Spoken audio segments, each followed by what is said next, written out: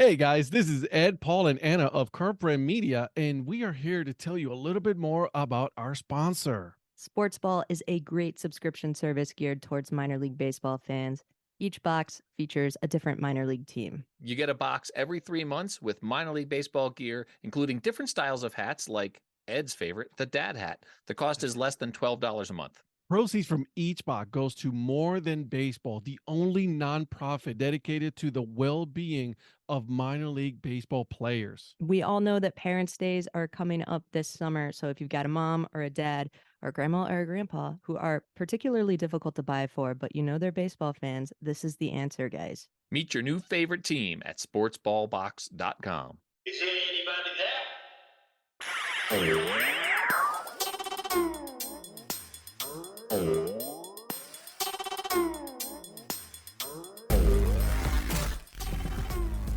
What's up, Dad Crew? Ed here. And on this episode, I get to talk to Justin Adams. He is the head baseball coach for Taylor Ducks out of Taylor, Texas. And now he is also the head baseball coach to the Dub C Fish Stick. That's right, the one and only, guys. We talked about his trajectory going from a baseball player to a baseball coach, how he approached coaching high school students to now, how he is going to approach coaching some college kids. And this is a fun interview, and this is the first out of a little series that I have going on where I'm going to be interviewing best baseball coaches as well as some baseball players. So let's have some fun and join me in this little series. All right, guys? So without further ado, I give you the episode. All right. Well, I want to welcome you guys to yet another episode of the Dad Hat Chronicles. Well, you guys already know. My name is Ed, and with me today, I have a special guest for you guys. I have the new head baseball coach of your Dub C Fish Sticks, Justin Adams. How you doing, my man? Hey Ed, I'm doing fine. Man, I appreciate you having me on. I'm looking forward to this, man. I'm excited. Yeah, you know what? This is a first for me. You are my very first, head coach, because you're also coach at Tyler High School in Tyler, Texas, correct? Taylor High School. Taylor, I'm sorry, Texas. Taylor. They get confused all the time. We get confused with Tyler. We get confused with Katy Taylor High School. So it's kind of a common name, but I'm at Taylor High School in Taylor High School, Texas, just outside of Austin. One of my favorite names because you guys are the Ducks, right? We're the Ducks. I have this thing for water mascots, I guess. Right? You most certainly do. You really do, because you're going to be the Fish Sticks. You almost were the Seal Slingers head coach. Yeah. Either way, I guess it's the water. I guess maybe draws me to it. Hey, listen, it's all fine by me, right? I love both the names, so that's pretty awesome. So before we go into your trajectory of becoming a head coach and all that, I would like to start with one question. How Justin, growing up, how did you become a fan of the sport of baseball? So oddly enough, my aunt taught me how to play catch the day of my T-ball baseball tryouts. I grew up in Waller, Texas, just outside of Houston. Mm-hmm. And she likes to remind me of that story. Hey, you were taught by a girl, this, that. I don't care. She taught me how to play catch. I'm good. Doesn't matter. Doesn't matter, right? Right. Yeah. So I guess just from that time, I've just always gravitated towards the game. And I grew up playing and participating in other sports as well. Baseball was just kind of always the passion that just rose to the top. And I don't know, you play what you think is high level baseball in high school and you get to go to the next level and play. And when I was in college, I spent most of that time battling shoulder injuries, which I actually still deal with now. But so it was kind of really clear that playing wasn't going to last very long, but find a way to stay in the game. And I'll say, at times this career is a challenge, but at the end of the day, I get paid to coach baseball and be around the game and be around kids. And there's no better career. That's awesome. Good for you. I mean, you're developing, players, right? You're teaching them, what is the right way of playing baseball. So at least you're still in the game. Right way, I guess, is subjective, but yeah. Right. Exactly. True. Everybody has their own way, their own right way of teaching baseball. Mm-hmm. And same for me. I knew right early on that I was not going to be a player. I have bad knees. I'm 6'2", bad knees. I knew that and I'm slow. There's just no way around it. So I knew that I was not going to make it. And eventually, now that I'm 40, I found a way to stay around the ball, the game by doing this. So, and interviewing, interesting people like you. So, Well, I like it. It flatters me a little bit that you think I'm interesting. I got a wife and kids downstairs that may not feel that way. Same as my house. So we're good. But I dabbled with, playing in some men's league baseball, playing some slow pitch base, but I get such joy out of coaching baseball and the strategy behind it and finding the little ways that I can impact our kids and our team. And I think that's just what draws me back to it, every day. That's awesome. Now, so let's go into it. How, going from, you figured out that you weren't going to be able to be a baseball player professionally. How did you make that transition from, ball player to now, coach? How was that transition? Honestly, I think I was so young. I didn't know what I was doing when I made the transition. You just get out of college and your parents are hounding you about getting a job. And exactly, man. I took just right away. I got out of college. I didn't have a teaching certification in Texas. To coach at a public school, you have to be a certified and a full-time teacher. So it's a little bit different than I know a lot of other states are. So I jumped in an alternative certification program to get that teacher certification and found a job teaching 6th grade PE in Livingston, Texas, a small town in East Texas. And it came with, assistant baseball, which I was looking for, and every other middle school sport you can think of. And I just jumped right in and took off. That's and awesome. Obviously, throughout that career, I've been at 4 schools and obviously just, gravitated towards baseball and always tried to, I guess, climb per se in baseball versus the other sports. Yeah. Hey, that's awesome. Listen, hard work, right? It's just one of those things that what are you willing to do to make that dream happen? Absolutely. So hey, hard work in this profession, probably a little bit of ignorance. It's a little bit easier to do when it was easier to do for me when I was younger, and it's still young coaches have that ability to put in a lot more hours. And, I got a 9-year-old and a 7-year-old, like I said, downstairs. If I'm doing a little bit too much extra now, I'm going to hear about it at home. So you got to put in that time, when you can in your career and try to make those things happen for you. And I guess from there, I had kind of bounced around, worked in my hometown, and then the previous baseball coach from that town, Livingston, actually became an athletic director, and he hired me as his head baseball coach. I was 24 at the time. So I kind of got an early start. And when I got that start, I had no idea what I was doing. I had just to learn on the fly, things that I'd never even dreamed of having to manage and having to deal with. And ultimately, I think that was probably the best road I could have taken, because those things just, they bounce right off me now. It has become a lot less stressful gig now because of those experiences I had when I was younger. And if you're going to fail fast and then move on. Right. Well, I like to think I didn't fail. I'm sure I did fail in a lot of areas, but I like to think I didn't, but I did a little bit.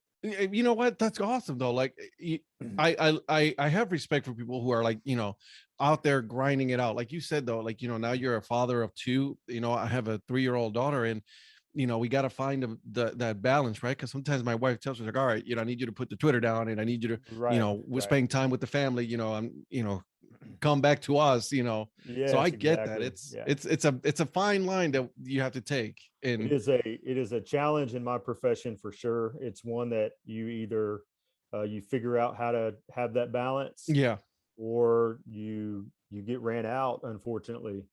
And I'm lucky in the sense that I believe that I've found that balance. My wife also works in education. We actually work at the same school. Oh, that's good. So we do a lot of things like just try to be a part of the local high school sports, try to go watch those kids play. It's basketball season right now. My son is big time into basketball all of a sudden, right? Like all of a sudden he's into basketball. So we have to put up a basketball goal for Christmas. And we go to the high school basketball games, and we sit 3 or 4 rows up, and we just get after it as far as being fans and watching the kids compete.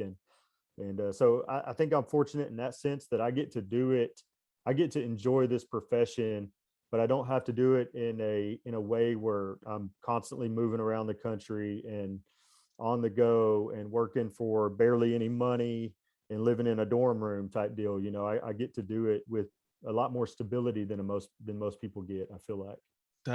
That's a plus right there. You know, stability. You know, you're putting down your roots with your family, and I'm sure your wife is just as supportive as you are of her. So, you know, that foundation it's key for for what you're doing.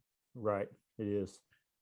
Okay, so tell me, you know, you're all the way out in Texas, and now you're about to go coach a collegiate wood bat team all the way up in Seattle, Washington. Yeah, what am I doing, right? What I want to know is how that happened, the whole transition, how that go. It's it's funny. I've never even been to Seattle. I probably shouldn't say that on any recorded we're not just between you and me, don't worry about it. Yeah. But no, actually, so those guys, they were the Bears at the time. They had posted a job opening for a head coach, and it wasn't the first time. They had posted last year, and I saw it. I didn't apply for it, and I believe maybe even the year before. But I had seen, and I was familiar with their postings, and I guess just kind of grown to recognize them as a little bit of a brand, and some of their values came through in their postings. A lot of community involvement, family oriented type deal. And so coaching in the summer with these summer collegiate leagues is something it's always been kind of a bucket list item for me. I'm fortunate enough in my job where I'm on a 10-month contract, and I'm outside of my contract in the summer. And you might think that, oh, that's great, spend more time at the beach, which we do, and we do a lot, right? But we were just ready for something different. And I've looked into some of these in the past, and had some job offers on the table, and they didn't match up logistically. And so what I mean by that is, I want a situation where I'm comfortable bringing my family up and maybe not being put in housing with, 4, 5, 6 other coaches for the summer. I was just looking for something different, something that was more of a family atmosphere. They have a mind for service. The kids do a lot of service, community involvement pieces in their organization that attracted me to them. And so I just applied for the job like anybody else. I got a first round interview questionnaire. I filled it out. I mean, I guess, right, like when you're applying for jobs, people like to embellish a little bit. And the good thing for me, and I was telling Justin Moser this the other day, is I didn't have to do that because I have a full-time job. I got to just be raw and be myself, and it was fantastic. I loved the interview process, was just great.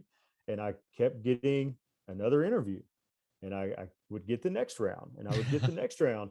And, finally, Ed, between me and you, since this is, not recorded. Exactly. It's not just between you and me. We're just having a conversation. I got the email that I had been selected for a final interview. And my first thought was, holy smokes, I need to tell my wife. That is a true story. I'm sure instead of holy smokes, there was another word that was thrown in. Definitely, if you know me at all, it was another word. Yeah, for sure. But so we talked about it, and literally I didn't finish my first sentence talking about it, and she was on board. She thought it was a great idea. She was like, go get it, man. This is awesome. Let's go.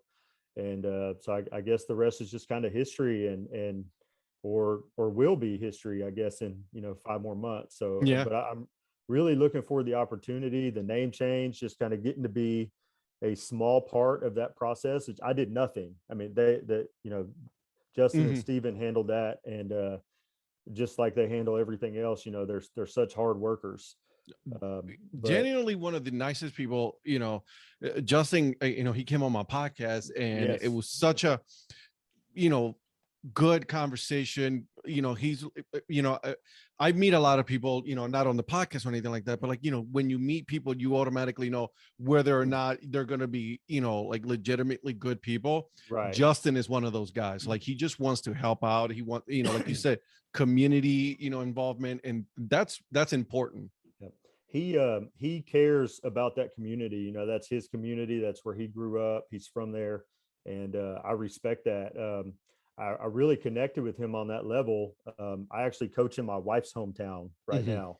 So it's funny. We have jokes, that she's from here, and she's gonna, be very upset at me for saying this, but she was when she was in high school here, she was a cheerleader and the homecoming queen, and she had all the things, and she's like, man, like, we can't go anywhere without everybody knowing you now. And I'm like, finally, yeah. I'm sorry, I don't know, but it's all good fun. But so I really respected his sense of community, because I really have that where I'm at right now. Like, we're genuinely part of our community. We're not just in Texas, especially with football, coaches come and go. They bounce around like crazy, even at the high school level. And that's just it hasn't been our experience in Taylor, and it's been great. And that's just something that I connected with Justin at the time through the interview process. So I'm really happy that everything worked out, and I'm very excited about it, really looking forward to it. And some of the opportunities, for me, obviously personally and professionally, but for my family, getting to experience another part of the country and truly getting to experience, not going on a 3-day vacation. Right. We're You're going to be living there. We're going to get to live there for 2 months and really get to immerse ourselves in the community and kind of figure out what it's about, and hopefully go back in, next summer. And that's the plan. That's amazing. Yeah, that's cool. I mean, you're I love it that, when I moved, because I moved here from Puerto Rico, and I was young, a little bit older than your kids, right? So I was 12, but it's like, I'm going into this whole new environment and, get to experience, a different community.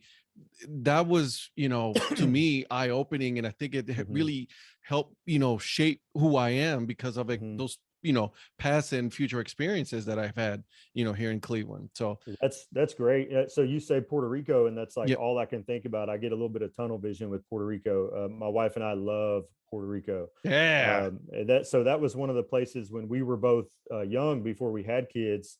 We moved to San Juan and lived on Condado Beach for 2 months. Shut up. So we just have, I guess, maybe a little history of doing this. Like, we're okay with just getting up and going. And yeah, man, we rented a condo on the 7th floor of this building right across the street from the Marriott in Condado Beach. It was one room. The kitchen was right next to your bed type deal, like right there, efficiency apartment. But the whole wall just opened up to the Atlantic Ocean. Oh, just beautiful. And we got to stay there for 6 weeks. It was fantastic. So, funny you say that. You say Condado Plaza. My wife and I, that's where we got married. Is it really? Yeah. That's where we got married. So we flew from Cleveland to Puerto Rico, and my dad married us in the hotel.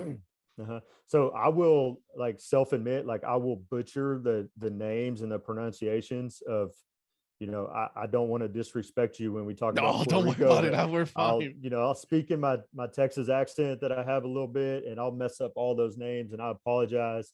But we actually were able to just return over Thanksgiving, and we stayed at the Hilton, the Caribe. Yeah. Help me out. See, I'm Caribe? need your help. Caribe, yeah. And, so we stayed there for the week of Thanksgiving. We had our Thanksgiving there. We got to take our kids back. Got to go awesome. do a lot of the things. Kayak in the bioluminescent bay. Oh, isn't it awesome, that place? It's amazing. That was our second time going, and this time was a little different. My son broke his arm the Friday before we left. So we strapped him in my kayak, and he's got his sling on, and so it was a little bit more of an adventure, but we got to do that, of course, walk around Old San Juan and take the kids to El Morto and go to the beach and just kind of relax and have a little fun, and we had a great time. By the way, good job with saying El Morro. Good job on that one. I got that one. You did good. I like it. Yeah. That's awesome. So let me ask you, First of all, I'm super happy that you love it, because a lot of people need to experience going to a different country. I really think that, you know, a lot of people should do that, experience other cultures. Right. So Correct. awesome for you.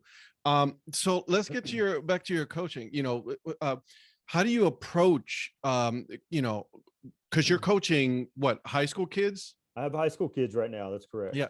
So I'm Mhm. sure that's a different dynamic than when you're about to go and embark Yes. on. Yeah, it is. hmm I think that I'm lucky in the sense that I do a lot of private coaching as well, like Mhm, lesson type coaching with hitters, and I have no shortage of experience in dealing with players that age. mhm. So I don't think that there's really a learning curve for me in that sense. The roster will be a lot bigger. Yeah. Those are things that just when I see it on paper, it's I'm having fun in my head. You know, we're going to get to manage a big roster. Pitching staff's a lot bigger. You know, at the high school level, we got a lot of guys that, you know, we like to call them our pitching staff, but the truth is they're two-way players, and if they're not on the mound, they're on the They're on field the somewhere field. playing a position, and so just some nuances like that that I think are a little bit different. But as far as the age range of the players and the different abilities, you know, we play pretty good baseball down here in Mhm. Texas, so I'm not anticipating the level of play to be, you know, out of my league, or you know, or for lack of a better word, something like that. So I'm like I said, I'm really looking forward to it. Yeah, hey, next That's question. yeah, that's I'm a great. rambler. I'll ramble all No, day. no, You gotta ramble you on. gotta Are you cut me kidding off. me? Yeah. I'm here for all of it. So, you know, you are saying that, right, it's going to be a much bigger roster. So you're going to have your own coaching staff and all that. It's just, We will, yes. what's you know, you're saying you're looking at it and you're looking to have fun with it. Like, what's the one thing that you're looking forward to do when you have that roster, right? Are you like, okay, so, you know, are you going to be well, you don't know the roster just yet, do you? Well, you know, I have a pretty significant recruiting responsibilities. So every guy that we've signed, I've seen video on them. You know, that video comes to me. Mhm. I text with them, with most of them frequently, and try to keep in touch with them, even though I've never met them in person. Yeah. Which is, you know, it's fun. It's interesting. You know, I get a text, you know, late at night when I'm sleeping that I'll get the next day, you know, and it's from somebody on the West Coast. I just think that it's so neat. I'm just getting to have so many experiences, so much fun. But I guess also, you know, like kudos to Apple there with the do not disturb function. You know, Isn't it I'm a able to get wonderful some one? sleep. Yeah, those little things that we just don't appreciate, man. But yeah, I think the biggest thing with the roster is just the sheer size of it. Mhm. And looking at, you know, in summer baseball with these guys, the most important thing is that we send them back to their universities as better baseball players, Mhm. and to do that they need to have grown, which means they need innings and they need time, and so just finding a way to balance putting a quality product on the field that wins baseball games Yeah. and that draws people to the stadium for Moser. You know, Mhm. they want to feel that place, Well, and to yeah, do that absolutely. It's a business at the end of the day, right? you can do all the promotions you want and have all the fun if you want, but if the baseball stinks, people aren't going to come. Mhm. You got to put a good product on the field. So I think that just balancing, you know, the ways that we can put good products on the field with doing right by the kids that we're bringing in and making sure they leave better. And so I think that's going to be the biggest challenge, but that's the fun part. That's what I signed up for. Yeah. That's what I want to do, you know. Absolutely. And you're molding players, which is, I'm sure, you know, it's one of those most rewarding things, you know, when you finally, you know, get that Right. player and eventually you see him in the future, possibly in the majors, and you're like, yeah, I Right. I was part of that molding. It's always neat with baseball coaches. You know, we all like to think that we're a lot different Mhm. in our coaching styles. Um, that's the same is true for me. I like to think I'm a lot different than a lot of guys, and a lot of guys that I've worked for and I've worked with. I am a lot different than them, and it's by no means am I saying I'm better. I've yet to win a Yeah. state championship or, you know, anything like that. I've just I work hard, and I try to get the most out of our kids, and I empower them to try to give their best and to develop in ways that they didn't know that they could develop before. And a lot of the ways that we accomplish that is by just getting them to go fast, just to teach them to go fast. Everything we do is fast. It's hard. They swing hard. They run fast. They attack ground balls. We really don't focus a lot on the fundamentals of fielding a ground ball. By the time I get a 17-year-old, those days are gone. So we just focus on just having that attack mentality and trying to play hard and play aggressively. And that, I think, is my biggest thing that I would like to think when I get these 40 guys, these 35, 40 guys in Seattle, that is going to be the difference, that I'm going to be different than most of their experiences because of that, because I allow them to just be free and to go. And that doesn't mean that we don't coach. We coach hard. We just have a different style. Yeah, I appreciate that. You said something like, it's all go. Because one of the things that I've seen, some players do, and this, happens a little bit more in the majors, is, you hit a single and you're not running through all the way. I was like, you just gotta go full go, right? It's that you gotta have that mentality always, because you never know, when that game is, it's gonna end one day for all of us. It's the key to baseball is really simple. It's not necessarily scoring runs. It's getting bases and total bases, and that will contribute to more runs, especially over the course of a season. And I know, analytics people jump on me, whatever, but facts are facts. The more bases you get, the more runs you're going to score. And so we keep it simple. We don't necessarily we don't quantify the runs that that we're hoping to score as the end goal. It's not the runs that we're going to put on the board. We keep it a lot simpler than that. We're at the plate. We're trying to get to second base. Now, if we get stopped at first or we get walked, so be it. But we are trying to get to second base. That is our goal. Yep. It's crazy stat, and this is like a big league stat. And again, I'm not going to quote the stat perfectly, but something like a runner on second base with no outs in the big leagues has, ungodly high percentage of making it percentages of scoring. And you got to think that if it's high in the big leagues, it's high in college, it's going to be high in high school. It's got to be even higher. And so I haven't studied that. I don't have the data for that, but it's the common sense will tell you that if we can get to second base, we're going to score runs.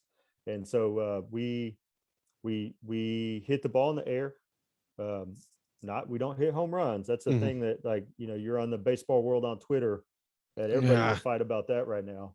But we do teach to hit the ball in the air. We're trying to use the square footage of the outfield, trying to get the ball over the infield. That is our goal. Does it happen every time? No. Do we expect it to? No, but that's how we train. We're trying to get to second base out of the box.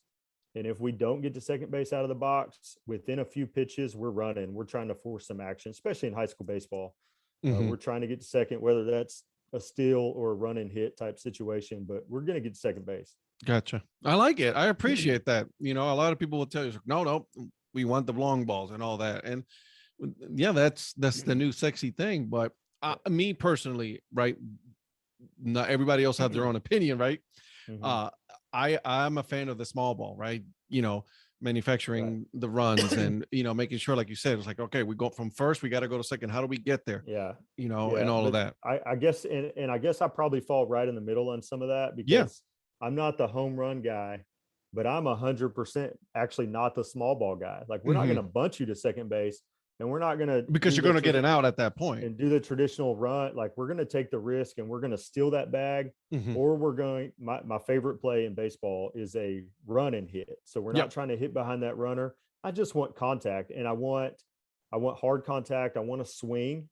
The swing takes time away from the catcher, gives us time to get to that base. If we happen to hit into hard contact in the gap, we might score that runner from first. Now that's a big risk reward play. So at some point in the year, we're going to get doubled off on something, and we know that those are the risks that you're taking, and that's perfectly fine. We know them and we take them, but I do get a lot of I get a lot of flack sometimes from my assistant coaches in situations late in games. We're like, hey, you gonna lay this bunt down? Like, nope, we're not gonna lay this bunt down. And luckily for me, I guess it hasn't backfired on me too many times. We're still chugging away at getting to second base. So Hey, Good. hey, All's good. right, I was just gonna say, hey, listen, that's you, and you're not gonna change, your coaching style. That's who It's you are. and it really is too. It's just a mindset. All of our players believe it. All of our players want to be aggressive in the box, and it hasn't reflected our statistics negatively Mhm. over the last several years. We still draw just as many walks as we did, prior to that philosophy being put in. Okay. We strike out about the same amount of times. Like, it hasn't skewed our stats in a way that doesn't Mhm. that justifies like doing it or not doing it. Right, right. It's just a style that our kids have bought into. It works well for us. And honestly, No, I'm that's really awesome. looking forward to the summer and just kind of doing that with that bigger roster of those Yeah. Oh, guys. I'm sure. Yeah. And, You kidding me?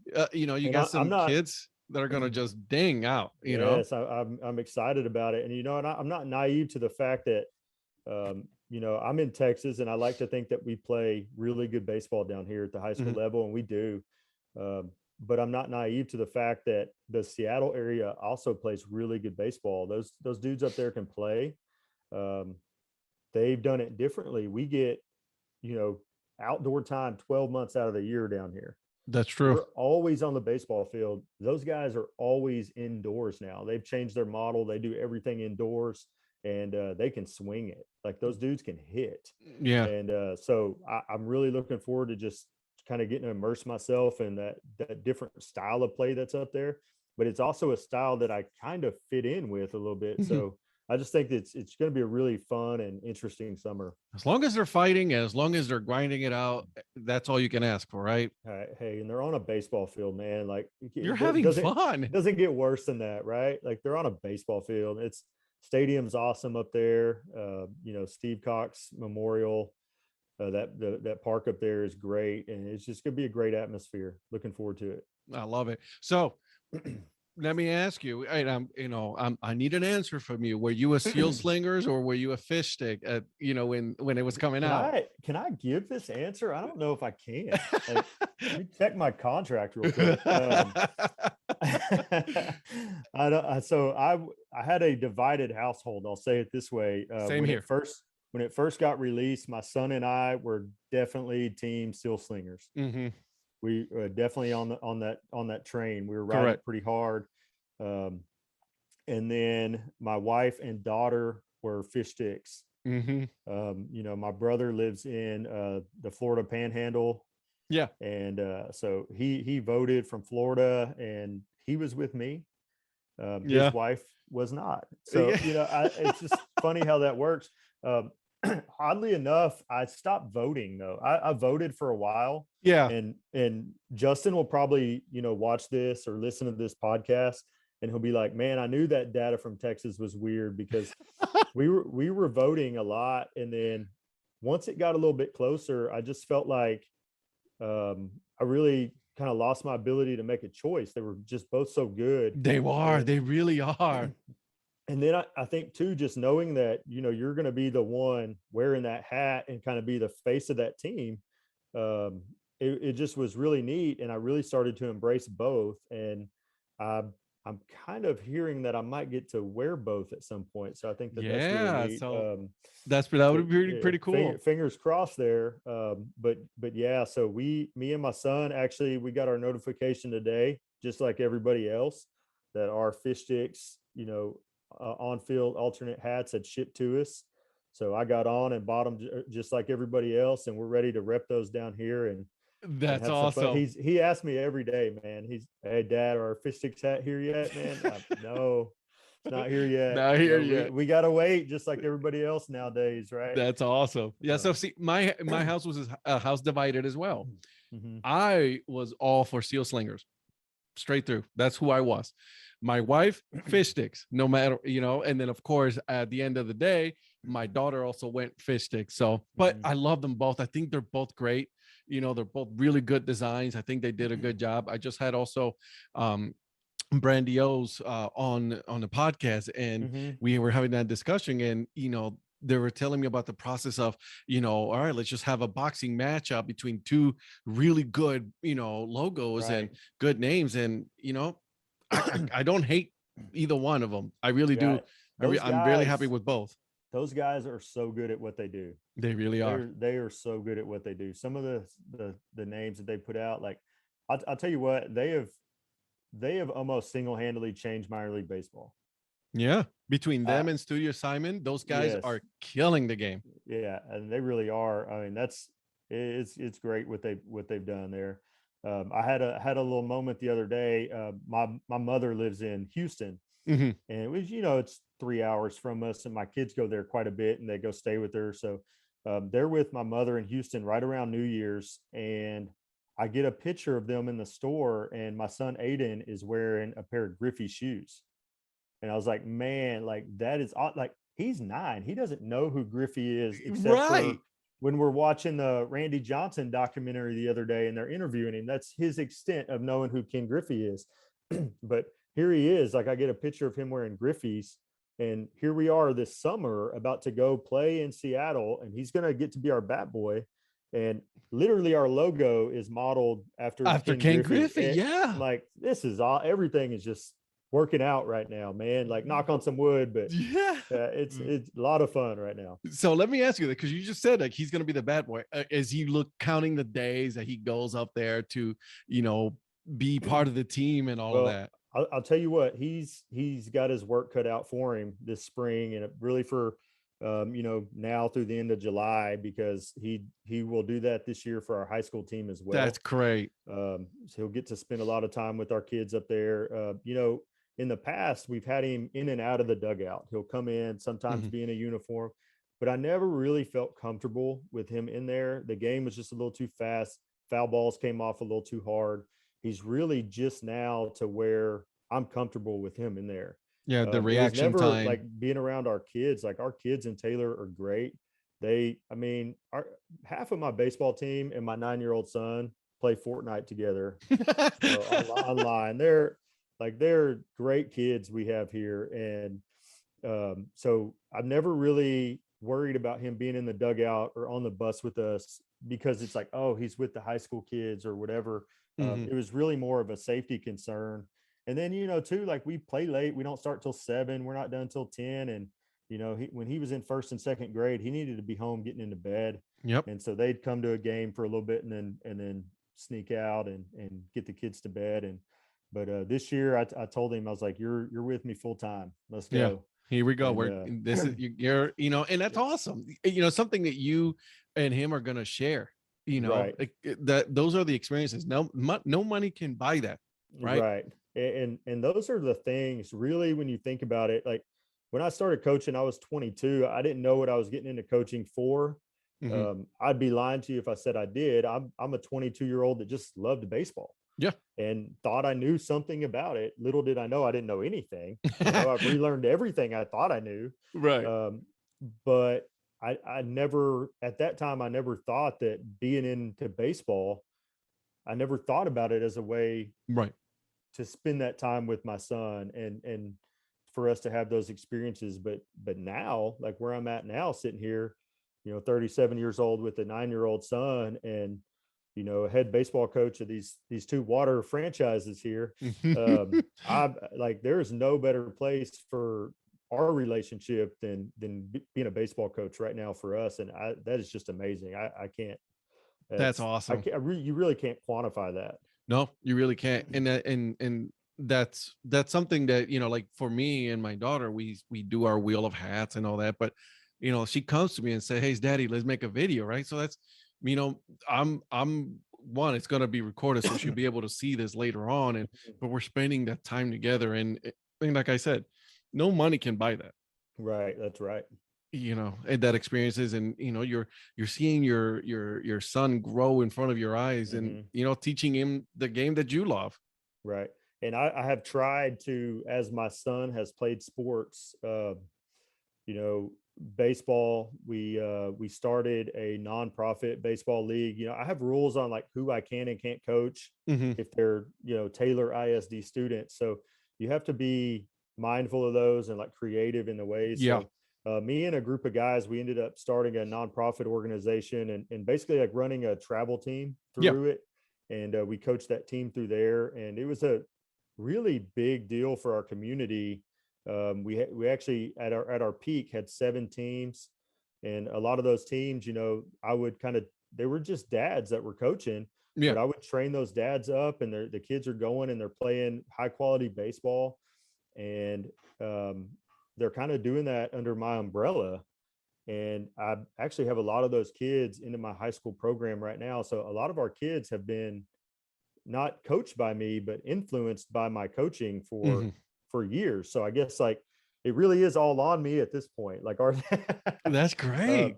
but so I've been able to coach his team. I coached his T-ball team and I coached his coach pitch team. I was their pitcher for the coach pitch team for 2 years. Yeah. And he started kid pitch baseball this year, and we coached our first fall and played in that. So the funny thing is the schedule for us during the spring, because I'm committed to that. Like I want to Yeah. coach him, but I just find the funniest times to have his practices, and I'll leave a high school practice at 6:30 and drive across town to coach his practice. And my wife has him there and drops him off with all of our equipment. And it's a big mess, but it's a big team effort, and it's really great. Love it. I kind of dabbled in coaching his little dribblers team when he was in kindergarten. That I wasn't very good at that. That's just more babysitting at that point. Yeah, that was a hot mess. And then, recently in the fall, he actually got into BMX, Mhm. so bicycle racing, and we weren't really sure I have no experience with that. So Yeah. we weren't really sure what to expect. And it ended up being great because I got to be a spectator of my son's for the first time ever. He's 9 years old. It was really the first time that You're just not I'd coaching take him at him to all. BMX, and I just sat there on the picnic table and I just watched and encouraged him. And I don't know anything about it, so there was nothing that I could tell him. I mean, there were maybe some things I could make up here and there, but Right. it was great because I just got to be a spectator, and we really enjoyed that. And then, like I said, the Friday before he went to Puerto Rico, he broke his arm, Mhm. and so he's been shut down from that for a little while, but I think he's getting ready to go again pretty soon. So. That's cool. I love that. I think that's amazing. You're just sitting back now and Just you're not doing anything, just spectating and just rooting for your kid. that's it, man. There's, it's at a park that was a little adult beverage friendly, so we're just having a good time, just watching our kids. There we and go. Now we're talking. just having fun. But when you know nothing about something, I know it. I think I know enough from coaching and being in this world to know that when I know nothing about something, I just need to be a spectator and be supportive. And it was really great to just finally get to do that. Just step back and then enjoy the That's moment right. for what it is. That's right. That's crazy. Now, your daughter, does she like the sport as well? Does she like baseball, or she's like, eh? I'll tell you what, my daughter is different. My daughter runs our house. She is, yeah, she's big into gymnastics. She loves that. Yep. So she does, weekly and bi-weekly gymnastics, and really good, really impressive. Softball and baseball, like she likes going. I Mhm. think she likes being a cheerleader for her brother, but she's not really into it No. herself. And we're not, big on like forcing them to go play. That's just a way. Whatever for they want to burnout. do Like, is whatever they if want she to wants do. to start liking it one day and start playing it, she'll do it on his own, on her own, and then we'll coach her up. But for now, like she loves gymnastics. She's out. She's being active. She got for Christmas one of those big. It's a big like trampoline mat. It's like 6 inches thick, Yeah. 10 foot long. We can put it upstairs in the house. We can put it in the yard, and she just kind of gets after it on her own. And Starts doing flips and things like that. yeah, so our front yard has been pretty entertaining since Christmas time. The cars have lost the driveway.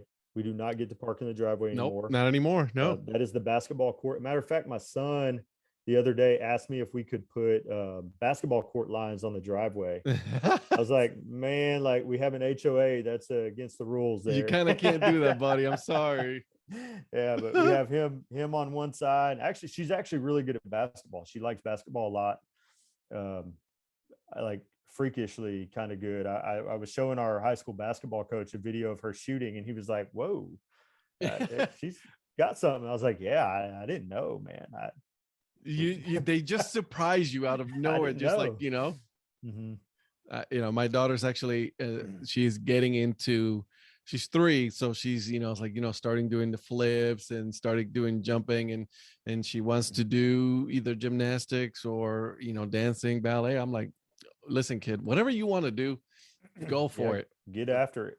I'm not gonna hold you back. I think at the end of the day, right now, they have so much access to video games and God, yeah, and so just tablets and all that stuff. Yeah, anything that I can get my kids to do outdoors is a victory. You're We are right. winning. They go outside and they play basketball for 10 minutes. We won tonight, man. They weren't playing video games. Victory check right there. Yeah, we win. Yeah. Because that's true. Like I have to tell my daughters at times, like, no, you're not using the iPad. Go play. Go do something. I don't want you to sit in front of the TV because it's just no. Just no. Okay. Yeah, I have become a big believer in just trying to give when my kids show interest in something. I try to give them access to it. I live less than a mile from my baseball field. So, oh wow. I also live less than a mile from our high school gym. So you would think that, in a matter of 3 or 4 minutes, we could be up in the gym playing basketball, but we don't do that. We never did that before. Like it was never a thought to, hey, let's go to the gym, turn on the lights and play basketball. No, but I put one in the driveway and yeah, that was a lot of work and I barely got that sucker up. But now that I did, I mean, he's been on it every day. So I just believe there's something to that access. And I'm a believer in that. And it may seem over the top. Sometimes I know to my wife, it does. Yeah. Like, do we really have to do this? Like, no, we really do. Yeah, we do. Yes, we do. It's either this or video games 24/7. That's right. Yeah. She's all talk though. Cause I'll tell you, when she comes home from work, she has already made it a habit to not park in the driveway. She blocks the driveway with her Jeep, and it is a backboard, for out of bounds from the road for the kids. And when I come home, I park my truck behind hers up against the curb. And, about 9 o'clock every night, I go out, move the cars in the driveway. And that's just that's what we've been doing okay now. though, right? Yeah. That's a sacrifice. It's a small sacrifice, really, just going up at 9 o'clock at night, Right. Yeah. For her and your son to be spending time outside. That's right. There's nothing wrong with that. Love it. So when are you making it up to the Seattle area? When you guys going to go up there? Yeah, so we'll go up there. We open up on June 4th with the Sticks. June 4th is opening night. I'm shooting for like around the 1st to get up there. We'll obviously have a few preseason practices, get to know the guys. Yeah. Really, it's kind of same as I've told all of our players. Those practices are really important for me to write the first few lineups. Right. Yeah. Right. Like it's just video I've seen right now. So just trying to get the guys together, get organized, write those first few lineups, and put a quality product on the field from the get-go. Yeah. So I mean, we're shooting for that end of May, Memorial Day weekend, beginning of June at some point. Some of it does depend on my current baseball team. Just to be honest, the hope is that we play for a state championship, and odds are not always in your favor on that. We have a lot of baseball teams down here, a lot of really good ones, but we are a perennial playoff team, and we usually go a couple to a few rounds deep, and those expectations here with me have only grown. Our kids are hungry for it. So, I mean, heck, I'd like to be thinking that I'm still coaching here on June 4th and that I might be a little late getting up there. But those are just things that, for myself have to play out for a lot of our kids. That's a question I've gotten from a lot of our kids that we're recruiting is, what if I'm late because my college team is still playing? And I'm like, man, listen, that is a good problem. That's a good problem to have. Absolutely. Because your college team is still playing and you're still playing that deep into the postseason in college. I'll see you when you get here. Yeah. That means I'm getting a damn good quality player. Yeah. Okay. We'll see you when you get here. Well, don't worry. See you when you get here, man. We will make it work. Yeah. That's good. What a good problem. Right. And I've been really impressed with those kind of conversations with the kids that Mhm. we're recruiting. Right. We just seems like we're recruiting just a very adult, adult minded, Mhm. driven group of kids. And I don't know if it's, yeah, I would say that, it kind of makes me think it maybe is just the area up there. But we're recruiting kids from all over. So Yeah. I don't know if it's just, if they're all lying to me or no, but I think that that's, when you Yeah. talk about what we are as an organization and we're service minded and big in the community, it's just kind of the kids I think that are gravitating towards us in that respect, or just they're good kids, man. They ask good questions, seem That's like they good. have good heads on their shoulders, and I'm really looking forward just to getting to know them all. Like I said, I've already built some I guess kind of virtual relationships with just Mhm. about all of them. They'll all shoot me a text, hey, just checking in, happy new year, things like That's that. good. Just no different than my current high school players do. And so it's just, I don't know if that's reflection of me or what, but I like to think that, you know Yeah. No, maybe that's that's just that's awesome. the type of kid that I'm Yeah. breeding per se. That's awesome. Now these college students, they're what, freshman, sophomore year? Yeah, so most of them we're getting like freshman, sophomore type Mhm. kids. Most of them are the majority. And Okay. and I'll tell you, that's actually, kind of my target audience, because I'm planning to return the year after. Yeah. And if they get up there and they can play and they're a freshman, well, I know that I got 3 more years with them suckers. Yeah. I want to Yeah. I want him back again on the team the Yeah, next year. and we'll invite them back. And I think that if we can get some turnover, and positive turnover in our organization, it's going to make us stronger. It's going to make us more competitive. It's going to make us a place where kids want to come, Right. a destination up there. I mean, the guys are doing everything else right, man. This rebrand has been great. So much Mm. attention, and we really need to capitalize on that media coverage and that attention, and put Yeah, a quality absolutely. product on the field. If we can put just a quality product on the field now, we're going to roll. Yeah, that's awesome because I mean, when you put the quality field and then you're like they're the winning, winning. It's a good remedy for a lot of things, right? And then It the is, team is yes. starting with a brand new name, and I see a lot of good things for you guys. I'm happy for you Mhm, guys. I'm gonna try to mhm. make it up there to at least a couple games, just because I'm very excited for what Justin and Steve are building up there. Yes. With the fish sticks, I think that's cool, and especially Mhm. you have Seattle Mariners and you're competing with a lot of other stuff, right? You're competing with the majors, and Right. and it's that community built, team that I really It's do a like a it's lot. a very interesting concept, right? Because it's like baseball, and you are competing with the Seattle Mariners. That's Right. nonsense. That's crazy. Yeah. But I think also in a sense you're not competing with them, because I think you're getting a different type of fan. Yeah. Absolutely. And if they can capitalize on those fans, I think it's going to be just tremendous up there. Yeah. I'm a huge fan of the minor leagues, especially Mhm, collegiate wood bet leagues. I've been getting a lot into it just because affordability, for a family, mhm, right? So you have two kids, going to a mhm. ball game to a Houston Astros game, I'm sure is not cheap. Man, I love the Astros. I'll tell you what, I'm probably like a spoiled Astros fan too.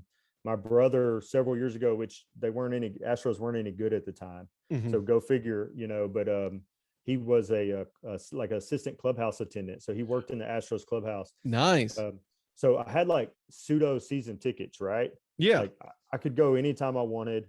I pretty much got to pick my seat on his little account. It was great. We went to Astros games all the time.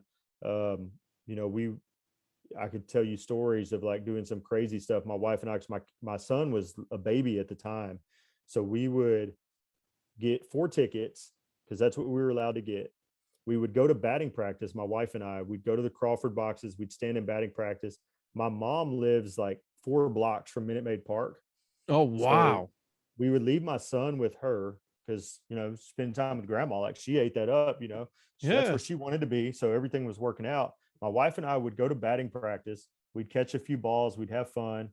We would leave the stadium, which normally you can't do, because if you leave the stadium you can't get back in on your ticket. But Right. we got 4 tickets, so we would leave the stadium. We'd go to like a local restaurant or pub or bar, have a beer, have a glass of wine, get a little snack, waste a little bit of time, and then we'd come back in on the other 2 tickets, and we'd have that row of 4 to ourselves, man. And we just loved it. We got to see so much, I'd say good baseball, because it's in the Major majors. League Baseball. It's all good. We didn't see a lot of Astros wins those couple of years, but it was good baseball, so we loved it. But now I don't have that anymore. My brother, he works in property management in the Florida Panhandle.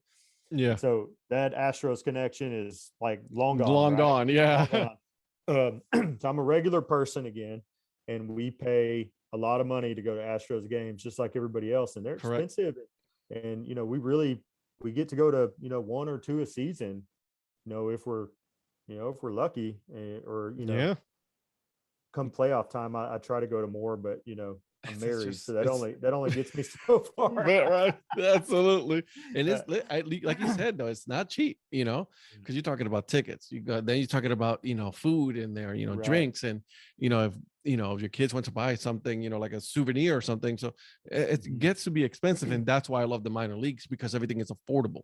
Yes, it is. I'll tell you, I guess it was probably 5 or 6 years ago. One summer I coached it was a 18U like showcase team, right? So these Yep. are like top level high school kids from the Austin area, and every weekend we'd go play these showcase tournaments in front of college scouts, and we would go around to like all these cities. And the company I was working for at the time would put me up in a hotel room and all this stuff. So my family and I, we turned that summer into like this perpetual minor league road trip. That's great. Right, we were just hitting like every minor league stadium in Texas, and I had been to most of them already, but it's just getting to go again and experience them, and everything hits a little bit different when your kids are there, right? Like, No, absolutely. the first time that my son went to Whataburger Field in Corpus Christi, No, he the loved hooks, that yeah. place, and we have like a huge connection to that place now. Yeah. We go down there all the time now.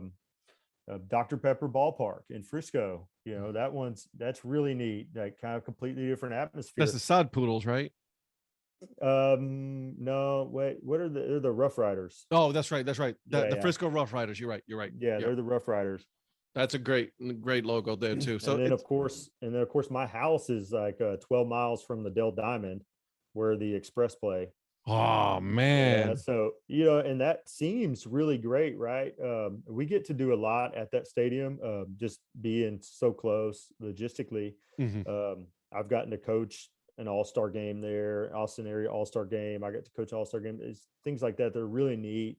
My son actually won like the Whataburger contest when he was little and got to say play ball. Hey, So there we got you video of go. that. It's just like things that you don't get to experience going to other ballparks, right? It's just so neat, so cool. I will tell you that the downside of the Express and the Dell Diamond is that it gets hot here during the summertime.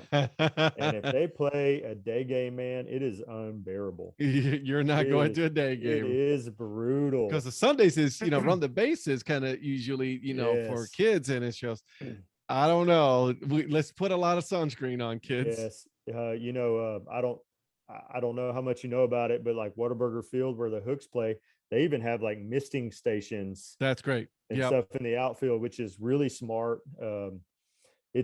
That seems a little bit different, right? Because when you're in that stadium, the water is literally across the Right street. there, yeah. And behind you, there's a ship channel right behind the left field wall. And so you're just around water. It seems it's a little easier to be hot there. Yeah. But just sitting in Central Texas, it's like being in an oven. You're baking Yeah. in the summertime. So I've it's been to night games only for me at Dale. I've been to El Paso, Texas during the middle of the summer.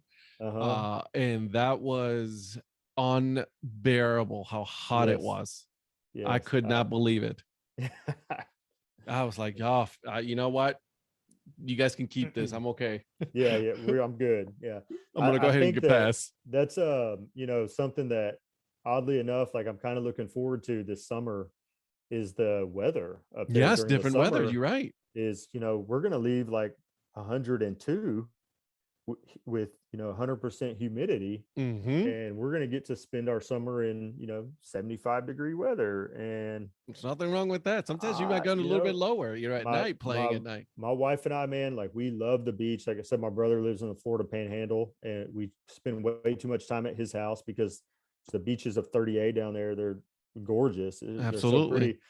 And then we really love the Corpus Christi area, so we spend a lot of time in the summer down there. And so we're gonna miss the beach this summer, but there's still water there. But Just a I little think that different.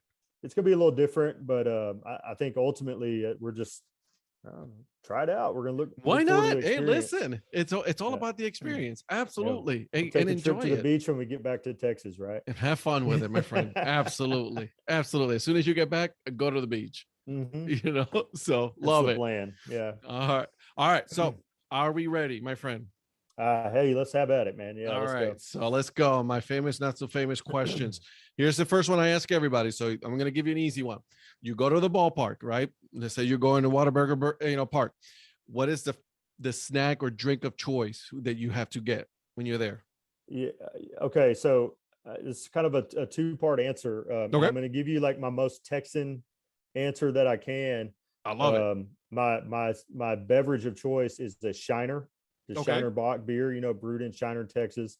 Big fan of those. If you have no idea what I'm talking about, you got to put it on your list, man. I will add it to my list because I so- have no idea. Shiner. Yeah, Shiner. Okay. Shiner. They need to plug me for this, man. No, yeah, it's really, it's a great beer. So that'd be my beverage of choice. Just sold all around Texas. You can find it anywhere. And then I'm probably gonna go with nachos to go with Mhm. that. Like nachos with everything on it, right? Like Hell everything, yeah. the jalapenos, the meat, everything. The whole nut. Yeah, Yeah. love it. Yes, absolutely. If you're gonna have nachos, have it the Mhm. right way with everything, especially jalapenos. Love Yeah, jalapenos. I'm a big fan of eating too much. So that's So am I. Okay. Tacos or burritos? this man, golly, this is a hard question for me. So we have Tex-Mex down here. Yep. We eat it. That's a staple in my house. Like Love not it. that we don't make it, we go get it. And so I have this thing when we go out to dinner at a Mexican restaurant, I get whatever burrito they sell. That's always what I get. I don't eat anything else. I don't eat anything else at a Mexican I restaurant. can respect I eat that. a burrito and I get queso on top of it. That is what I get, standard. On the flip side of that, I did just cook soft tacos in my house tonight, which It's Taco Tuesday. those are like famous in my house only. Like they're not famous out of my house, but my kids love them. So that's what we cook once a week. I like it because But I'll go with same here. burrito to answer your question. I'll go with the burrito. Yeah. But that's a good thing. It's like for me, I love breakfast burritos. I love regular burritos, breakfast tacos, like I make scrambled eggs, we put salsa and everything, put corn tortillas and all that. Right. So I'm with you there. Good answer. I like it. Okay. Let's see. I got so many questions here that I want to ask all of them. All right. Star Wars or Star Trek? I'm going to get so much heat for this. Do I have to pick one? I don't like either of them. That's your pick then. Go for it. I'm like, I may be the only person, and I get that. I may be the only person that you ever bring on this podcast that says that. I fully understand that, but I don't like either of them. I'm just not a fan. Mad respect for that, my friend. I love it. I love it. Okay. Let's see. Worst job you've ever had? Man. So when I was in high school, my dad is in the commercial glass business. They do high-rise buildings. So one summer we went to work for them, and my job for the entire summer was after the glazers came through and put the windows in the buildings, and these are like, 10 foot by 10 foot big plate glass windows, several floors in the air. Me and my cousin actually lived with me at the time, and our job was to go behind the glazers and fill in the crack in between the metal and the glass with the rubber sealant. And so you just had to push it in with your fingers, and then like this little roller. And Oh we man. worked an entire summer and never got off one floor of that building. What? That's legit story. I could take you to Houston and show you the building right now. We never got off that one floor, and it might have been because of our ability to do the job, Yeah, right. or our inability to get back from lunch on time. Maybe some things like that contributed, but it was hard work. And man, if you're scared of heights, you got to get up in them windows, and you're like reaching at the top, and you're like right up against them windows. Like, I'm good. I think I picked the right. Yeah, you're like, that's it. That's it. No more. Yeah, Yeah. I'll respect whoever do that, but that's Yeah. not gonna be me. Okay. Pepsi or Coke? Or you're a Dr. Pepper guy? Man, I live in Texas. I'm a Dr. Pepper guy. Good answer. Yeah. You're not the first one to say that. It's like, listen, we're from Texas. We are Yeah. Dr. Pepper first. Dr. Pepper guys. You know what's it's sad, but I guess it's ultimately it's better for me. Is my family, we got COVID at the end of the summer. We all did, and I still I can't drink a soda. They taste horrible to me. Really? Yeah, so it's like no Coke, no Dr. Pepper, and sometimes I just want one so bad, right? Like, it's hot. You just I like the drink all taste, I yeah. drink all the water I can drink, and my son opens one up or something, and I'm just like, hey, let me try that. Like maybe it tastes good again. No, it doesn't. Still tastes bad. But Oh, that's man. really like oddly enough, that's my only lingering effect is that soda tastes bad. So I'll You'll take take it. I'll take it roll all with day. that. Yeah. And besides, soda's not good for you. My wife tells me It's all the not. time. Yeah, So yeah. It's there you go. Favorite board game? Oh man, so I knew you were going to ask this. I watched and listened to a few of your other guests. So we play a lot of board games at my house. Like my wife's real big on the family night at the dinner table and Love playing the it. board games. And that's her. She does those things, and I just get to tag in and reap the You're the one that- benefits of losing to the kids. So she's amazing. But my daughter right now is real big into chess. And I Oh, think the last guest you had, y'all mentioned checkers and chess a little bit. yeah. And he was like, yeah, I really don't like chess. Like, I've been playing so much chess, and my 7-year-old daughter is like way better than me at it. She is good. So it's like, I don't know what that says about my intelligence. Your ability to play the game. Yeah, but it's fun. She loves it. So that's like the hot game in our house right now. And then outside of that, like we break out the Candyland once a month, or That's great. Another good one. Classic. yeah, we played Life the other day. The game of Wow. Life. That Yeah. was the first time I'd ever played that, I think, in my life, and it might be the last. First in line. I've dealt with Yeah. it. We're good. I'm good on that one, man. I'll let my daughter beat me at chess every day, man. All Let's day, score every that day. thing. It's been such a long time. It's been years since I've actually played that game. So I forgot Mhm. all about how to play it. So I can understand that. Chess, I'm not that good. I'll play it. But I'm one of like you. I get spanked every single time. I'm just not that good at it. Know how to Yeah. play it, just not good. Yeah, I won a game the other day, and I caught myself like gloating about it, and I was like, man, I think I beat my son. I was like, I just beat a 9-year-old, and I'm like happy about it. What's wrong with me? Finally, I Like, win. Get yourself together, man. I like it. All right. Breakfast or dinner? Dinner. Dinner. Yeah, I'm not a big breakfast eater. I drink my coffee in the morning. Mhm.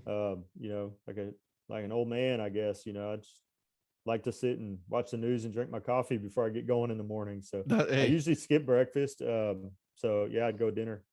I like it. I like it. Hamburgers or hot dog? Hamburgers. Okay. Cool. It's easy.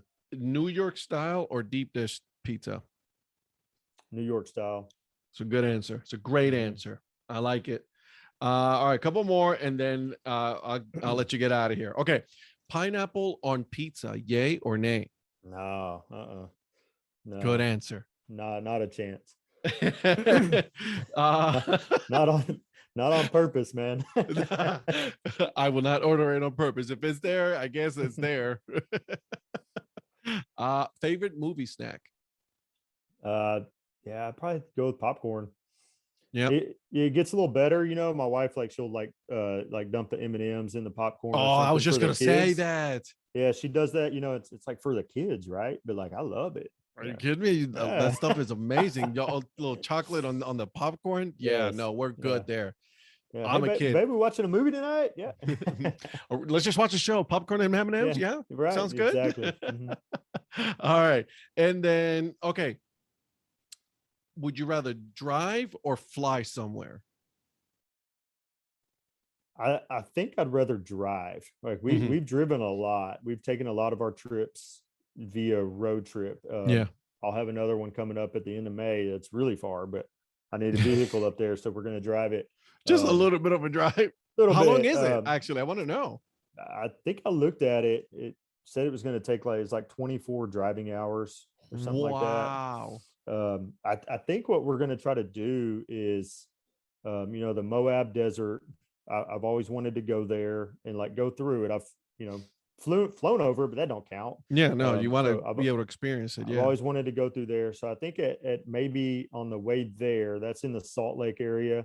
So Mhm. we're going to go up that way, maybe try to just see that, maybe not spend a lot of time there, but just see it. Still experience it. And, Absolutely. And then I think on the way back, time permitting, because we got to get back to our real jobs, we're going to try to go the long way and hit Yellowstone. Oh, Those are just like their bucket list items, and yeah, like, absolutely. why not try, right? And My wife would be very jealous. She wants to go to Yellowstone so bad. well, it's still a want right now. I don't know that it's going to happen for sure, Hey, but you never know. That's our plan. I like it. We'll see if we can work it out. Yeah. It's a good plan, my friend. It's a good plan. All right. Before we go, where can people find you on social media or anything like that? That's a good question. I don't even know what my Twitter handle is here. You probably know it better than me because we talked on there a little bit. I actually have it right but here. I am on Twitter, Coach Adams, Coach_Adams 19. There it is. I tell you, like, I'm really like a Twitter novice. I've had it before and really just like watched other people post and get on it and enjoy it. And I was more of a spectator. And when I took this job with the fish sticks, that was something that I wanted to be a little better at. Mhm. Is kind of immersing myself in the baseball world a little bit more. And I'd always followed it and watched it and learned from the people, but I never really jumped into the discussion. So I'm trying to get better at that. And when I tried to get back into my Twitter, like it apparently, I don't know if I closed it, it didn't even exist anymore. So I just started a new one, and we're rolling a little bit, but like brand new. I'm still like learning what I should put out. Like, who wants to listen to me? Why do I need to put anything out? So I'm still kind of falling into that trap. It's a little bit of bravery that I need to develop on my end, I think. Yeah. So I'm still working on that. Hey, I'm still working on it, man, and I'm doing this for a Mhm. little bit now. It's just the way I do it is I keep it fun, I keep it happy. There's enough negativity out there in the world, so Mhm. I get to interact with people from all over the country now. Right. They love the sport, love minor league baseball, love collegiate wood bat leagues, and it's a lot of fun. And then obviously this is how I got to get to know you, get to know Justin, the fish sticks, and all of that. So I mean, Right. it's a And fun community to be part that of. is so neat, right? Like, baseball is such a unique community in that way. Yep. Being down in Texas, I coached football as well at our school, and the football community is not like that. It's not the Mhm. same. Yep. They're really different, and that's just something it's made me gravitate towards baseball and towards the game, and there's always a way to be involved in the game, be a part of the game. Mhm. I've told several people this same thing, but like, even coaching at the high school level, the majority of our kids aren't going to go on and be college players. Like, we want them to be playing for Taylor and playing for the Ducks and trying to be the best they can be now. But ultimately, if there's a few kids that we just want to make sure can play a good game of catch, Mhm. because when they get out of school and they get a job and they get married and they have a kid, they're going to want to play a good game of catch with their son one day, and I can help with that. And that's like such a little way, and it's, that I can help, and it doesn't seem very impactful, but it is just now. But I know eventually in the from- future it will from be. getting to go out in the driveway and play catch with my son. There's nothing greater than that. And I'm like- looking forward to that, because I bought my daughter a glove and all that, Yes. so we can get to toss the baseball or softball. It doesn't matter. I don't care. It doesn't matter. No. It really doesn't. It doesn't matter. So, just, I think the baseball community is unique in that way. And I just love being a part of it. I love it, my friend. Hey, thank you so much for being part of this. I really appreciate you coming on. I learned a lot about you. I'm rooting for you. You guys are my fish sticks up there. So I'm rooting for you guys all the way. All right. Well, thank you so much, man. I appreciate this opportunity as well. And Yeah. I'm a big fan of yours now and what you do. And I'll be a long time listener and follower. Hopefully we'll get to meet up there in Seattle. Absolutely. Absolutely. All right, my friend. Take care. All right. Thank you. Bye. Bye. I hope you guys enjoy that episode with Coach Adams. Make sure you guys are following him on Twitter, okay? But this was a fun conversation and going into the mind of a head baseball coach, right? How he coaches, how he approaches the game. Now, next week, I'm going to have a ball player, right? So we're going to go into the mind of a baseball player on how they approach training, the games, school, all of that. All right, so stay tuned, because this is going to be a fun ride, guys. Before I go, though, make sure you guys are following the podcast, and make sure you guys start giving it 5 stars, so that way this podcast goes up on the rankings and more people are enjoying it. And never forget, make sure you tell at least one more person about it, all right? Until then, keep on grinding and always support the minor leagues. See ya.